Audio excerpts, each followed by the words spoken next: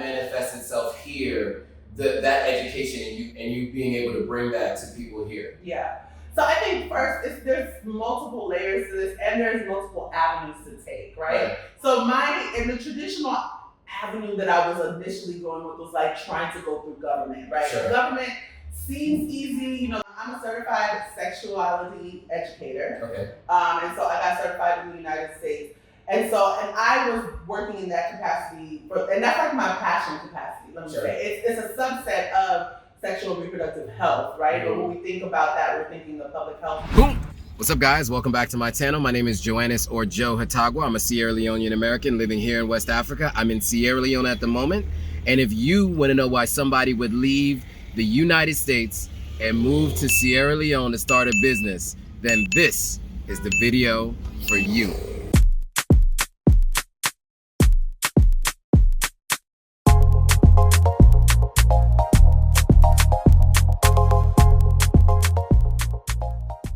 Okay, cool. So I'm meeting up with my friend Leann. She actually has a really interesting story. She lived in the Bronx and she has now moved to Sierra Leone, lives here full time, and has a business here. So we're going to talk to her about her business, about her move, what she did before she came, and why she made the move. So if you want to know what that's about, check it out.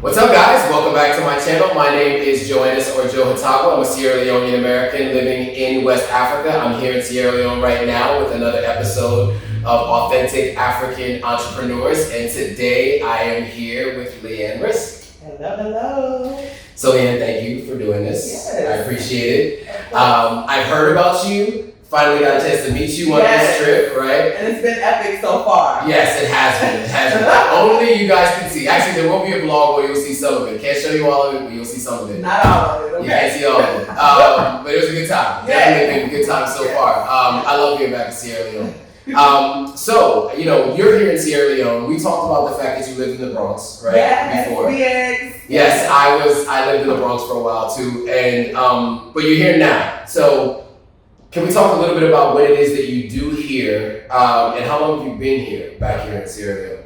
So I call myself a double returnee. Okay. And the reason why I refer to myself in that manner or in that way is because I made this move twice. Okay. So once when I was fresh out of undergrad, looking for internship experience, global health experience. And so I graduated from Florida A&M University, which is HBCU, of course. Shout out to HBCUs. The best HBCU. I don't know about how other people feel, but we can debate. I won't debate that. I'll let y'all have those conversations. So, yes. And so I graduated back in 2007, and then I was really trying to get experience, and I was like, you know what? And I was very heavily involved in the young diaspora, groups.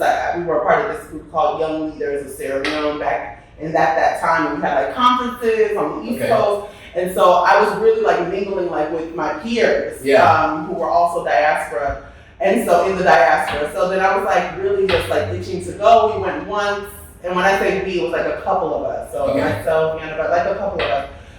We went in 2006 for December, which is the time when many people go home to celebrate all around the world. And so we went for December, had a great time, met some people, and then we decided right after I graduated, basically in 2007, the end of 2007, 2008 to move. So we moved, and I came for an internship. I was working for free at this non-for-profit organization here called Mary Stokes, which is the international version of Planned Parenthood, basically. So it's reproductive health, which is my specialty, sexual and reproductive health. And so I came as an intern, not paying anything, living with my aunts, so I didn't have no rent to pay, no nothing.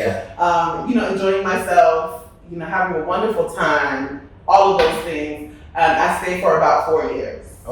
Yeah, wow. And so that internship then turned into a job. That was what I was going to ask. So I was not interning for 4 years. That's what I was going to ask you next. So it took 6 6 months or something, and then they offered me a job as behavior change, social marketing officer. Okay. And so I was doing that. I love that work. It really grounded me and rooted me in the profession that I am currently in. And so, and then I left because life happened. I met someone, I got pregnant, I married that person, and they're from Sierra Leone, and then we both left and, moved over to New York. Okay. And then I continued to work there. And then I had this opportunity that kind of fell in my lap to come back and to run a very small not-for-profit organization, which we are here today, called the Mama-Pikin Foundation. Mama-Pikin in Creole translates into mother and child in English. Right. So it is a child and maternal health organization that's founded by two doctors, an OBGYN and a pediatrician who are married to each other, who are also my cousins, in Georgia, Atlanta, Georgia. And so they started this organization about 10 years ago. And now they have a huge grant, and they needed someone to help implement and kind of get it kicked off the ground because they couldn't leave America right now. So they chose me, and I was like, I guess I'll pick up my life.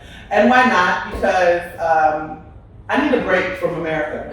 That was really my motivation. It wasn't the money, it wasn't nothing, okay? It was literally, I need a break from this place. Right. And so do my children, and we just need the break. So yes. I came over here willingly to be the country director, which I am right now, the country director of the Mama-Pikin Foundation. Right. We have dope programs that are trying to help reduce the maternal and child mortality rate here, which is crazy high. Right.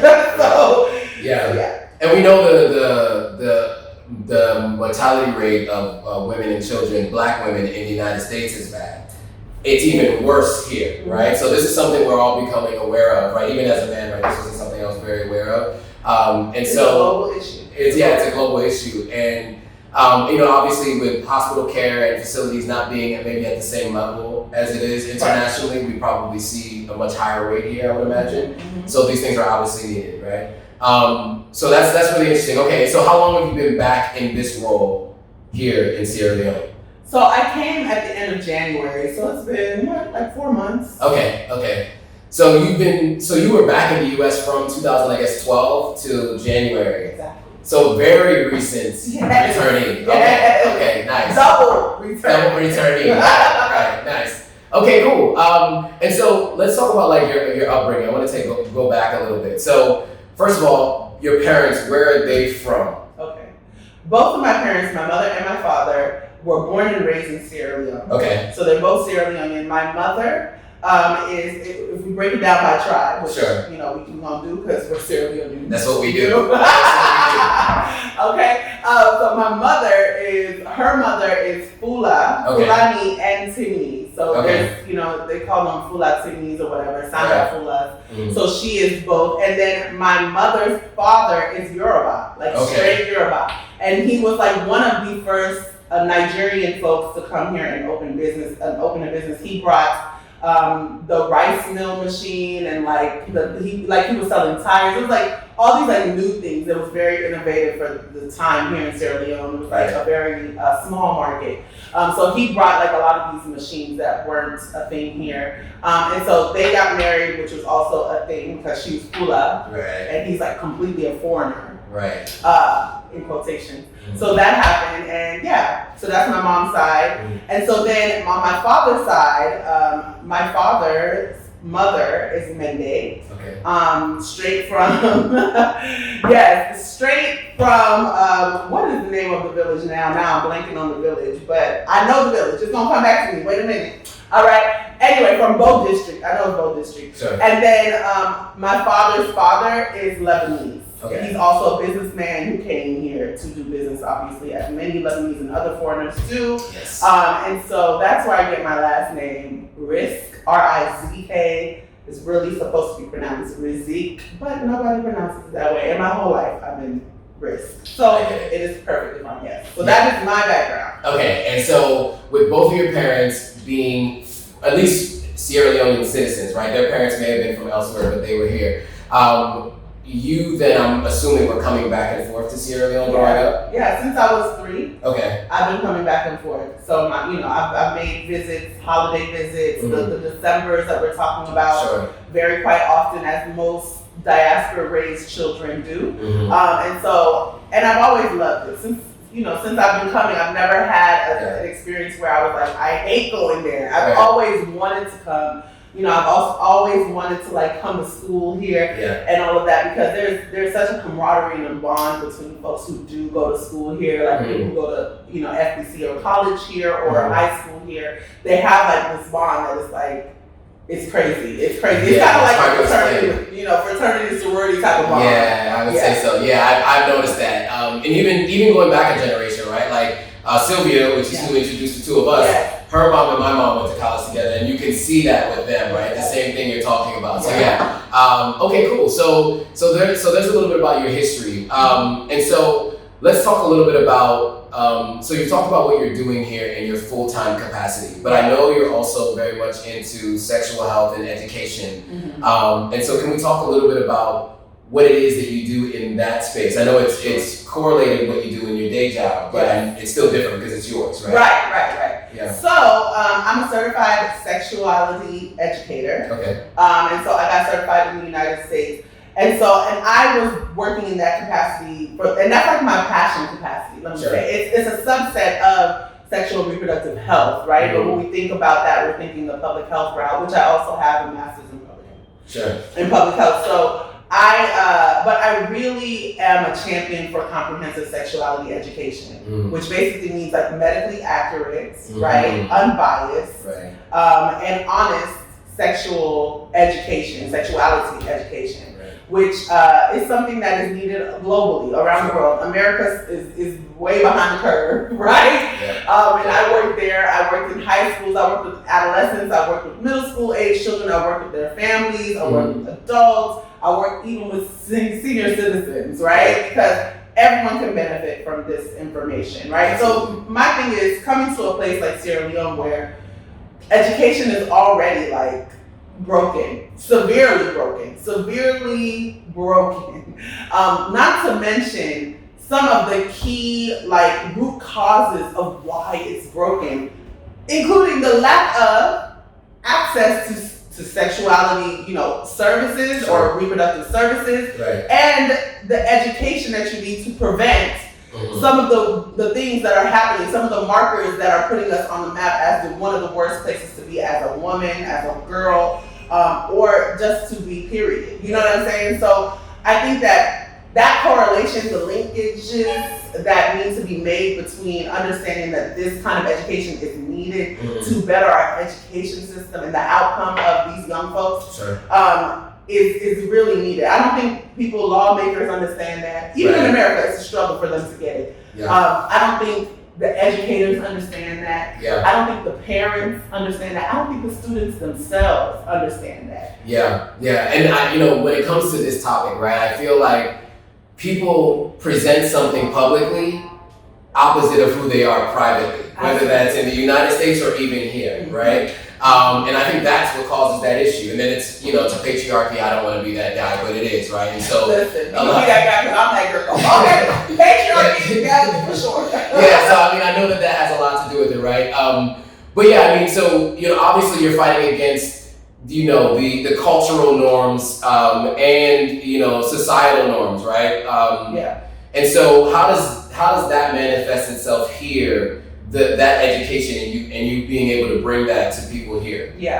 So I think first there's multiple layers to this and there's multiple avenues to take, right? So in the traditional avenue that I was initially going with was like trying to go through government, right? Government seems easy, there's a couple of ministers, like the Minister of Education or like the Minister of Social Welfare and Gender. Like those are like, no-brainers for anybody. They're like, let me just go to these offices, have some meetings. I know this, and I know that there's some footwork being laid, on the ground right now for some type of standardization of sexuality education, because there is home economics here. Like there's like life skills classes that happen. I think that's part of the regular curriculum. But a lot of that, of course, as you said, is completely saturated in patriarchy. We don't know who these teachers are who's teaching them, and they probably teach it for age and the same way they've always taught it. But it's still a start. The fact that they have like those kind of classes at all, right? Which is probably like teaching you how to cook, iron, clean. So all those things that are traditionally in a home economics class. But I'm sure they put tidbits in there of different things, maybe health related things. So I think for me, that was a traditional way, right? But now I'm starting, while being here, also trying to scope it out. I'm also seeing that there's room for me to do something that is more on the pleasure side of things. And when I say pleasure side of things, I mean like marketing it as a way for people to get a taste of like an experience, right? An experience where I can bring in other folks, partner with other groups, organizations, and things like that, which are popular here, very popular here, who normally put on events and partner with them. You know, first of all, to get the word out. Second of all, to kind of help normalize it among the people who have a huge influence and impact here. So I'm really trying to tap into that. Luckily, I have a lot of friends in those spaces, so I can maneuver that, and they're open to it and to supporting me. So I do have an event coming up, my first event here, that I am partnering with a few of my friends to do it. Like it's like at a private location, and it's 30 people max, and it's very much focused on pleasure, where I'm going to go into detail about educating folks about sexuality as a concept, as a holistic concept, which people don't tend to understand. And then also to talk about how that then plays into your everyday life, including you as a parent, if you are, right? And then that's buy-in for comprehensive sex ed. But it's like a sneak attack. You know what I'm saying? Like nobody's thinking about it that way. But like you walk away like, God, I think my kid can benefit from this.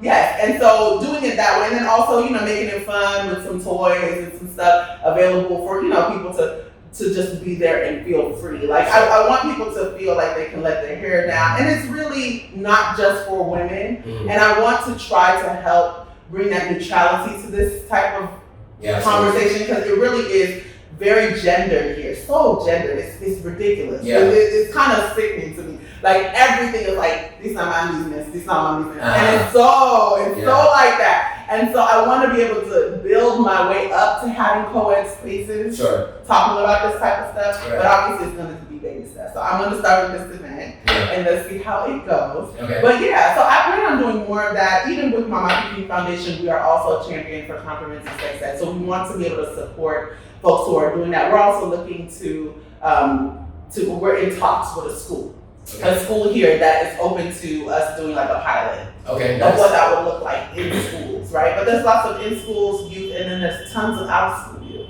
So how do you get both? So it's so much involved. But I'm that girl. I'm here for the job. You know what I'm saying? This is what I do. Okay, if you're in one of my sex ed classes, then you would know. Okay. I'm looking forward to the event. I mean, I think one of the things that I think is a challenge as a man, generally, not generalized for men here, is that we think we know what we're doing already, right? We don't need to have that conversation, right? And I do also know that a lot of times women aren't always as open to expressing to their men how to better please them, right? Or whether you're in same-sex relationships, whatever, people just don't tend to do it, right? And so you can't get better unless you get taught, right? And so when you do better. That is it. That is exactly. And so I think it's definitely important, regardless of where you are. And so, so just to jump back to your stay here, right? So you've been here since January. It's still fresh and new. You have launched in this endeavor here with your family's nonprofit, but then also your own personal business. What are your plans for staying in Sierra Leone? Is this an indefinite thing? What are your thoughts around how long you'll be here, and how long you'll be here? I mean, I've always, in my heart, want to stay and make a life here. I've always. Because I'm kind of the mindset where, like I look at you and a couple of my other friends who are Sierra Leonean and choose to go other places like Accra or Lagos or wherever they choose to go, or South Africa even. But, for me, I really feel like if we do not step up and take the risk and stick with our country, it won't be, the future of Sierra Leone is bleak. It's just not. It's not like we have to, even with all the trials, challenges of being here, and there are many. There are many, and it's very discouraging. And I do appreciate a break or two from here. You know what I'm saying? I get it. But the sense that I get of how many folks have abandoned this place, the brain drain that has happened over the years, it has impacted this society so much so that even the local people they don't care for the diasporas, they don't care for us, and we also, it's a very contentious relationship between the locals and you know, us who return. Right? No matter what our intentions are, they don't want to hear it because they've heard it before, and they've seen people leave, get what they need and leave. Get what they want and leave. Use us for business and their own pockets and leave, right? And so I think that the few of us who choose to stay and thug it out get respect. You know what I'm saying? Eventually they'd be like, oh no, that's a G right there. You know what I'm saying? And I think that to me is ultimately, you know, something I would love to accomplish. Although the caveat is that I do have children. And you know, I'm a homeowner in America. There's investments that I have in America that I know will pull me back. But my long-term game plan has always been to come back to the continent, to come back to Sierra Leone, to be of service. And also, and it's not just because I'm a selfless person and I just love Sierra Leone so much. It's also because I truly experience work-life balance here, like no other. Oh yeah, and that's something I would tell people off the rip. Ever since, like even in America, I'm like, it's a false concept here. Like people ask you that because they know it's not real. Like, it's an oxymoron. I think work-life balance in the U.S. does not exist. It doesn't exist. It's not real. The work ethic is crazy, right? So being here and being able to truly experience what work-life balance is, to truly be able to like look forward to the end of your day and pass by the beach or sit down and meet a friend for a drink on the beach on a daily. Like you can literally do that on a daily basis. It's amazing to me. And I feel literally physically, I feel better. I feel better. And that then leads to my mental state of mind. And then, you know, and I think about the constant stress that I was under in America. There's no comparison, dude. None whatsoever. I agree. And I mean, although there is stress here, now don't get me wrong, now there's stress. There is stress here because this place is, you know, a corrupted cesspool, okay? But it's our corrupted cesspool. Sure. It is ours. And it's up to us to fix it, right? Like that's it. That's it. Yeah, I think this generation, and that what I mean by this generation, I mean 2-3 generations. The end of Gen X, the millennials, and Gen Zs, and you can see that we're all on the same wavelength, right? Like, unfortunately, the group before us had to try to get out, and didn't necessarily think about fixing back home, right? They were trying to get out, they got out. Some of them come to retire back here, but they don't have the energy to push things forward, right? So I think it's incumbent on us to do that, and that's part of my goal, right? Even with me living in Ghana, right? It's because I want to learn from there and bring back here. So the opposite way of what we were saying, some people take from here and go elsewhere. Ghana doesn't need me. Right? So I just need to learn from what I came from Ghana and bring it back to Sierra Leone so that Sierra Leone can get up to speed and take its rightful place on the African stage. And I mean, Africa needs to take its rightful place on the world stage. Absolutely. And I think that's what it's going to require is people like us to do this. So, that's why I wanted to talk to you. And so, you know, what advice would you give to someone who's thinking about moving back? You know, maybe they visited like you or like me throughout the years. Maybe they need a break from the U.S. or they have an entrepreneurial endeavor they want to start and they want to come to Sierra Leone. What kind of advice would you give to somebody who wants to make that change? I mean, I think first and foremost is you got to plan, but I would say don't overthink it, don't overplan. You know why? Because this is a huge undertaking and risk. And you got to understand that. And I think once you really understand that and accept it for a risk, you kind of just understand the value of just coming. Like you have to actually come. Yeah. You have to buy that plane ticket. Yep. Get your stuff together and bring your behind. You know what I'm saying? Even if it's a one-way ticket and you're not sure, I think that's the best way to do it. Like kind of wait it out and then say, okay, I've made some connections. Yep. They see my face. They know who I am. Because I think things happen once you're here. Right. Like you have to actually take that leap of faith and get over here for things to happen for you. A lot of us over there will be like, well, I ain't got no job yet. I need to make sure. Let me see if I can apply, because that's how America has kind of built this cocoon around us. Like we're at our desk and we're applying for jobs and things are happening. Right. This is African Boo. Okay. You gotta get out of your seat. Face-to-face contact, even COVID, it is really it's an absolute must. 100%. And that's one thing that I feel like a lot of people are hesitant on. They're like doing this fence dance, and that don't work here. It doesn't work here. Like you literally have to come. And I think that again, that goes back to the respect factor that I was talking about earlier. It's like you can't do things from the fence here. Like you have to just. And trust me, there are times when it might go in an adverse direction, but that's what the risk is. When you make up your mind, you're like, well, I knew that that's a possibility. Right? Yeah. And you do your little cushion. Hopefully you have a little savings or whatever you got, or your little unemployment coming or whatever it is. Listen, I know. Listen, I'm here, Joe. Like I know. At least that's coming, so you know you can survive. Okay, and that's really what you need. Yeah, I like that.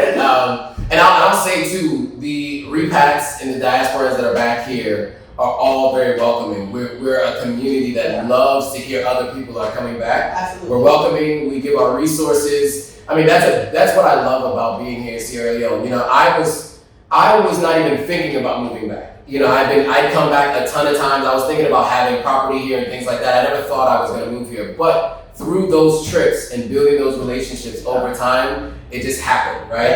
I've been coming here since 2017, like more frequently, and you know, I made the decision at the end of 2019, of course, and you know, 2020 really fully made the decision, and I've been here since the end of 2020. So I definitely think that that's true, is that you have to be here though. Because even for me going to Ghana, right, I was applying for jobs, and the biggest issue you'll have is they don't know how serious you are about being here unless you're here, right? So you do have to be here. So I do agree with that 100%. And then, of course, and once you're here, the network is here, right? And we all meet each other. Like we just met last 2 weeks ago. And we're already here doing an interview, right? So as you can see, like this group is tight knit, and we love to help each other out. So with that, how can those who are out there watching this video and want to be involved in the helping of educating on sexual reproductive health and just sexual health overall, how can they reach you online in order to be a resource for you for any of the things that you're doing in that space? Okay, so you can visit the Mama-Pikin Foundation.org website, and there's opportunities to donate if that's what you wish. There's also an opportunity to network, intern, volunteer with us. So there's a place where you can actually like fill out a form, and then we can get it in the email and explain how you would like to help out or volunteer if you plan on coming through. And then because there's so much help like that is needed here, so many things that are needed, and anybody from any platform of life or wherever you work, however, even if you're in IT, there's ways to support. So I think that that's number one. So you can definitely just check us out on the web, right? I'm on all social media. Like, if you just want to learn more about like comprehensive sex ed on the continent and in Sierra Leone and stuff like that, which I will continue to pursue because that is my passion work. You'll see videos from me and things like that, which I always do. So I'm here, and I love to collaborate. You can also just let Joe know. Joe will pass it on to me. And my social media, I'm like my name is Sista Gurl Sexpert. There it is. That's what I am. Sista Gurl Sexpert. So you can just hit me up. And then the one thing that I want to say we didn't talk about was another reason why I love being here is because I love making white people uncomfortable. Okay. I love making white people uncomfortable. Now let a white person come over here and talk about this is their beach or they need or anything of this is theirs. It's a problem for me, and I will let them know. Okay, I ain't the one, and they see it on my face now. They know I am here for it. You're not gonna tell me on the continent, right? On the continent, no, you ain't gonna do it. I mean, even in America, I'll be getting with them, but this one right here. Yeah, so please join me in making them uncomfortable. Oh man, and I would say, look, we are not minorities here. And I think that's the biggest thing, right? Like, I mean, you know, you're used to calling yourself a minority or a person of color, exactly. And you're just you here, right? You don't have to worry about how people are seeing you through what lens, right? Yeah. Like, I think that's hugely important. There's no way to understand that unless you're actually here. Yeah. I try to express it and explain it, but you just can't explain it unless you're here. Absolutely. So yeah, I mean, I think that's hugely important, and I really appreciate you taking the time. By the way, all of our social media handles and everything in the website will all be in the description below. Yes. So you'll be able to click on that, any of those to find out more about what she's doing and to find out how you can help. With that, I want to thank you, Leann, for taking the time to do this. Yeah. And I want to thank you all for watching.